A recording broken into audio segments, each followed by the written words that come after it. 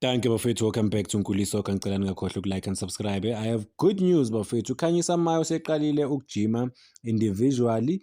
Kusho ukuthi injury yakhe beyingekho that difficult or complicated. Sikaqalile ukushova amabhayisikili, ukugijima yedwa lapha eceleni, wenza nje individual work ukuthi abe fully fit, akwazi ukujoin i-team maduzane.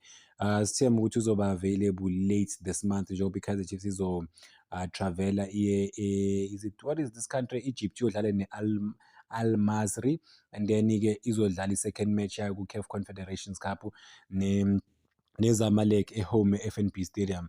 That's gonna be their biggest match bafethu just before kuvalwa ama-matches wama-club siya ku-continental level, which is i-AFCON engikhuluma ngayo, i-Nations Cup. So sithemba ukuthi sokwazi ukumbona uMayo. I mean laphana phambili siyazi ukuthi ulethe i-versatility, nanokuthi-ke abantu abaningi even nalaba abadlala bo Igataro nabo Silva, competition i-tough phambili, but siyamazi ukuthi yena u-versatile, angakwazi ukudlala kuma-different positions. So kuzoya ngabo coach ukuthi bahlakaniphe kangakanani ukuthi bazomdlalisa kumaphi ama-positions or i-position, cause udlala ama-position a-different. Isikhathi esiningi simbonile out of 18 bafethu uyakwazi ukubamba ibhola, is comfortable, une-flair, une-skill. Even nasesayidini abantu abanye ba-comment ukuthi esayidini angadlala lo muntu, abanye bathi number 10 angadlala. Number 10 I've seen him play number 10, u-creative kakhulu. Akusiwo umuntu akumele bambeke nje lapha ku-striker freeze, no, angakwazi ukudlala kuma-different positions. Ezibuhlungu-ke bafethu nazo ukuthi uPeterson akana-chance ukuthi adlale laphana kuBafana Bafana. UHugo Broos ku-conference namhlanje uthe ngeke abashintshe o-goalkeeper bakuBafana Bafana at all. Uthe unalobo goalkeeper laba anabo uzodlala ngabo labo goalkeeper lobo, alukho ushintsho azoza nalo.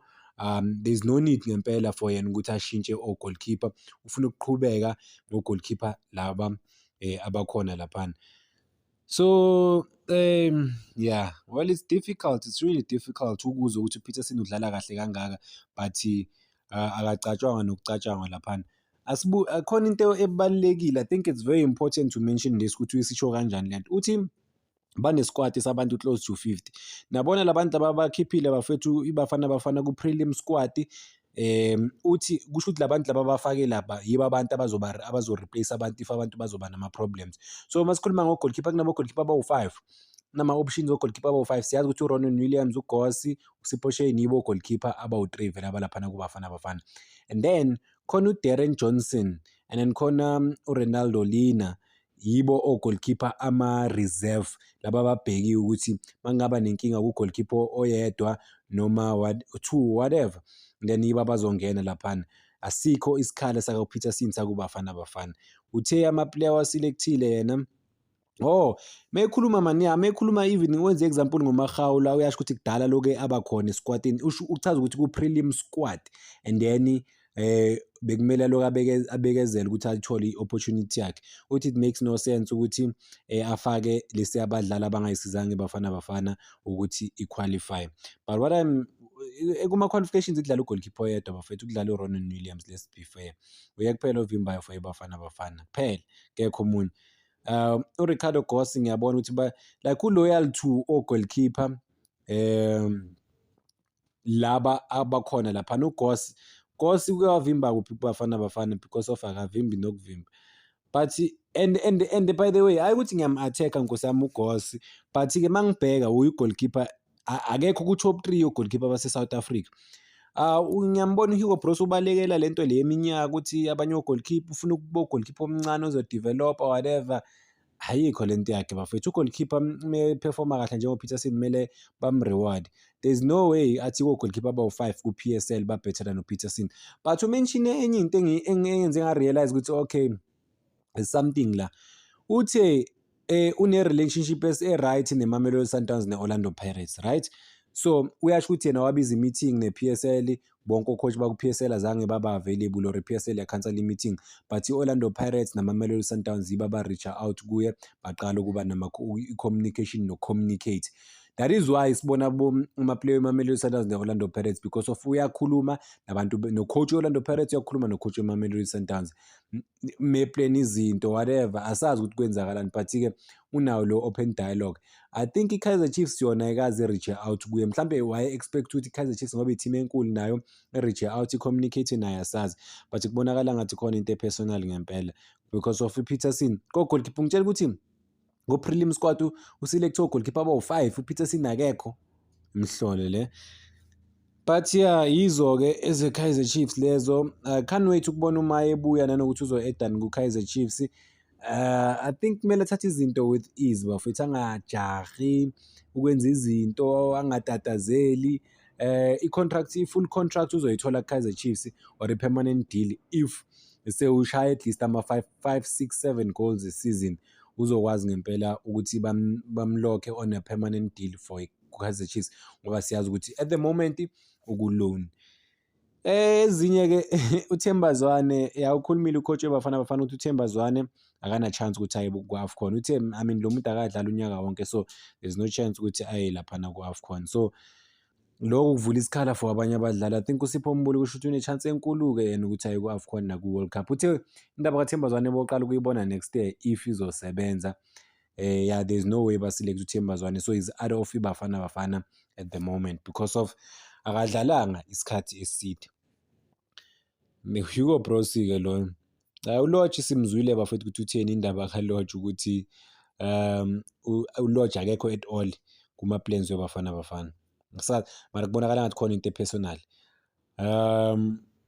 Yeah, uNdamane funny enough, uNdamane ngingayikhuluma, funny enough uNdamane bekane-knock which is injury. He was absent laphana against iMamelodi Sundowns. But at the same time, we have to mention this thing. Mhlawumbe amanga ukuthi uNdamane bene-knock cause amanye ama-links or ama-rumors athi uNdamane already usayine neMamelodi Sundowns. Maybe bane-deal neMamelodi Sundowns ukuthi bangamdlalisa against iMamelodi Sundowns, ukuthi i-deal yakhe abakayi-announce ayikakabi public. So bona ngempela ukuthi uNdamane uzophelela lapho kuMamelodi Sundowns or uzophelela kwenye i-team. But siyazi ukuthi ku-transfer markets that's for sure uyahamba ku-TS Galaxy after ama-performances wakhe akude kakhulu. He was able to give a proper performance for yena as an individual, and then akwazi ukusiza ne-TS Galaxy. Simbonile even nalaphana kuBafana Bafana performa kahle kakhulu, so he's one of the standard players. Ubale nama-player amanye angekho ethimini ongezana. Isquad kusazoba nzima laphana maku-select-wa bafethu isquad esizoya ku-AFCON. Asikakayicabangi nokuyicabanga i-World Cup, into esiyoyicabanga around boma-March, April i-World Cup, but ku-AFCON isquad kuzoba nzima. So bona ukuthi bazo-select-wa ubani kanjani because of njengoba bala ama-player angekho present at the moment. But khona into ayishilo, uthe ufuna ukugcina isquad esasiza iBafana Bafana ukuthi iqualify for i-AFCON ngoba akwenzi sense ukuthi labadlali laba abasize isquad ukuthi isiqualify ukuthi bangabi khona. So kusho ukuthi uloyally to ilokhunjana bafethu ama-players lawa akwazile ukumsiza ukuthi aqualify. I think it's important to also note that i-agent laka Thore, le defender leli bafethu elifuna i-Kaizer Chiefs, selu-ofare uThore ku-Kaizer Chiefs because of bayazi ukuthi i-Kaizer Chiefs kuyamfuna umdlali. But I don't know if it's perfect time ukuthi ba-ofare umdlali i-Kaizer Chiefs because of i-defense ye-Kaizer Chiefs. Sorry, i-defense ye-Kaizer Chiefs yenza kahle kakhulu. Maybe i-defense ye-Kaizer Chiefs at the moment ayikho that desperate ukuthi ifuna i-defender, but asazi ukuthi bazodecide kanjani njengoba babona ukuthi le defender leli balu-ofara to i-Kaizer Chiefs. So kusele ku-Kaizer Chiefs ukuthi bayalisayina i-defender noma abalisayini before amanye ama-team alithatha le defender leli.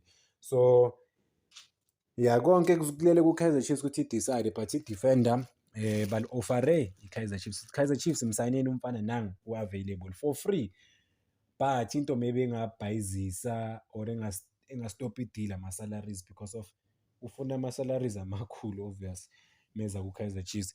Into engiyibuza yona-ke mina ukuthi njengoba bathe bona bafuna ama-salaries amakhulu or isalary ezokwenza isense kusho i-agent lakhe, isalary beyenza isense na kuma-Rumo Gallants that 2 years ago wadlalela i-Marumo Gallants. Isalary beyenza isense na medlalela i-TS Galaxy because medlalela manini i-Stellenbosch, because there is no way i-Stellenbosch isibhadala more than i-Kaizer Chiefs. Maybe obviously kunama-exceptions, we understand, but-ke nje on average there is no way. So yenza isense na lama-salaries lawa abuya kuwo umfana nama-team abuya kuwo.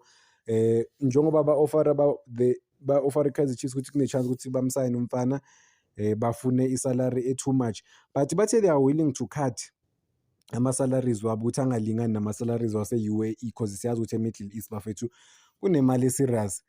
But yeah, konke kulele Kaizer Chiefs ukuthi bazomsayina umfana or ngeke bamsayine, but yeah, i-good talent ejwayele ukudlala ku-Betway Premiership noma ngithi ku-PSL angakwazi ngempela ukuyisiza i-Kaizer Chiefs to-contribute this season ukuthi bathole ama-results nanokuthi balwe nje laphana for i-championship. If badicide lese ukum-eda ngoJanuary, bangam-eda namanje because of a-free agent, but if badicide ukum-eda January, kusho ukuthi they will be pushing for the league, maybe naku-continental level sebazama ukupush, sebashaya leyo final push, but maybe angabasiza.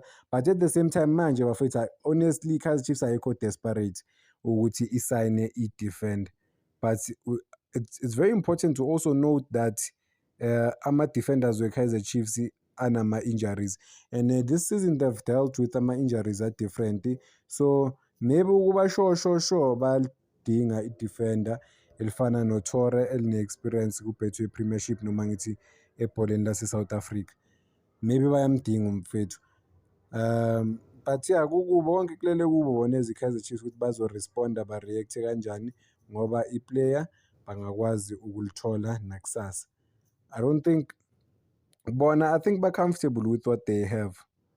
I-team abanayo, i-squad abanaso, I mean at the moment benza kahle kakhulu, you can't really falter them uthi hey abekho right, no, bayadeliver ama-results, benza kahle kakhulu for i-Kaizer Chiefs. So they're not desperate to sign a player, particularly at the experience, I mean no-fighting for position strong. Wonke umuntu uzovuka ngempela if kukhona uTore, even nalaba abadlalayo, because i-defense e-Kaizer Chiefs at the moment laphana basebenzisa abantu abawu-2-3 kuphela, uMcCarthy, uKwenika, yeah, uMcCarthy, uKwenika, uMcCarthy, uKwenika, yeah, no-Inacio Miguel, yes, yibo abawu-3 abasebenzayo kuphela. Cabanga only 3 defenders.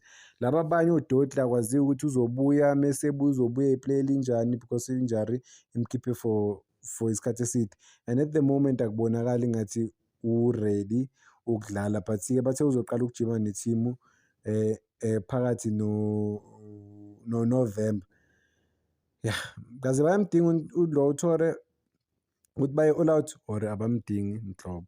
Cela ukubamba lana bafethu okwamanje. Danko, cela ningakhohlwa uku-like and subscribe. Singakhohlwa the biggest news of the day, Mdu Shabalala dropped from Bafana. Danko.